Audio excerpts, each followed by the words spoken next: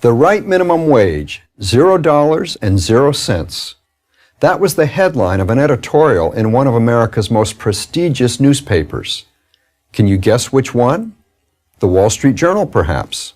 Right city, wrong paper. This editorial appeared in the New York Times in 1987. There's a virtual consensus among economists, the Times wrote, that the minimum wage is an idea whose time has passed.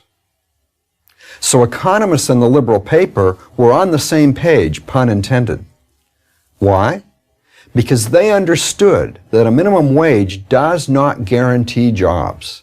It guarantees only that those who get jobs will be paid at least that minimum.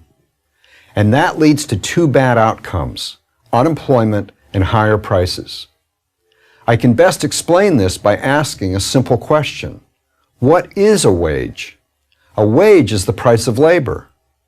Now, what happens if the price of labor rises not because workers have become more productive, not because a business must pay higher wages to hold on to valuable employees, but only because the government requires it?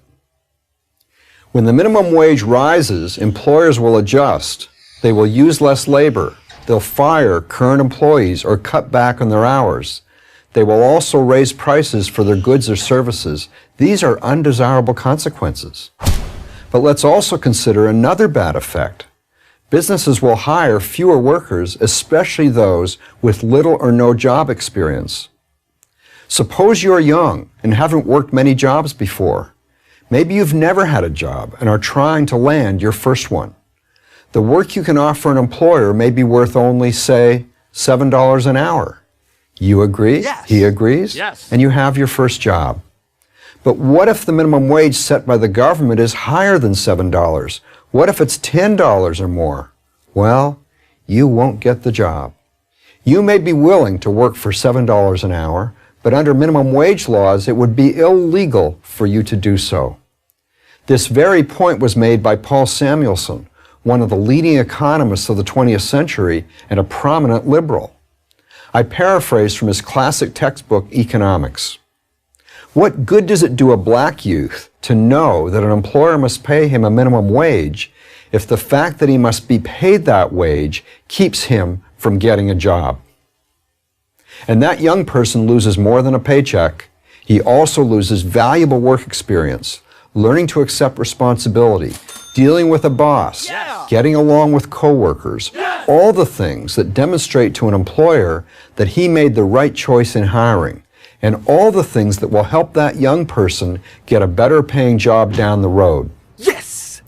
A recent study found that in some cities, the unemployment rate for teens without a high school diploma approached 50%.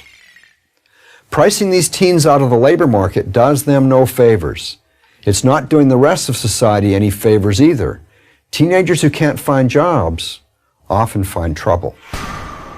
Advocates of a higher minimum wage argue that while some young people might be priced out of the job market, this is outweighed by the fact that those who have minimum wage jobs will get a wage increase. But that doesn't mean they'd be better off. It's true that the government can force business owners to pay its minimum wage workers more per hour, but it can't force these business owners to pay them more per week.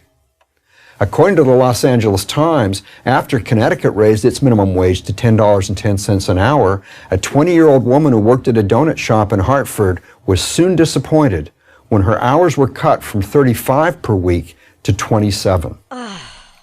Employers will look for other ways to cut costs. The Economic Policy Institute, a union-funded organization that pushes for higher minimum wages, admits this. Employers, they write on their website, may be able to absorb some of the costs of a wage increase through higher productivity, lower recruiting and training costs, decreased absenteeism, and increased worker morale.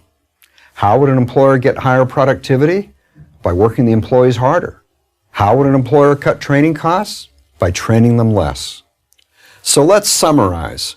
Raising the minimum wage makes it harder for young and inexperienced workers to get jobs, to get on that crucial first rung of the employment ladder. And many of those who do benefit from a wage increase will likely find those benefits undone. They will work fewer hours, will work harder per hour, and will get less training. Sounds like the New York Times had it right back in 1987. I'm David Henderson, the editor of the Concise Encyclopedia of Economics for Prager University.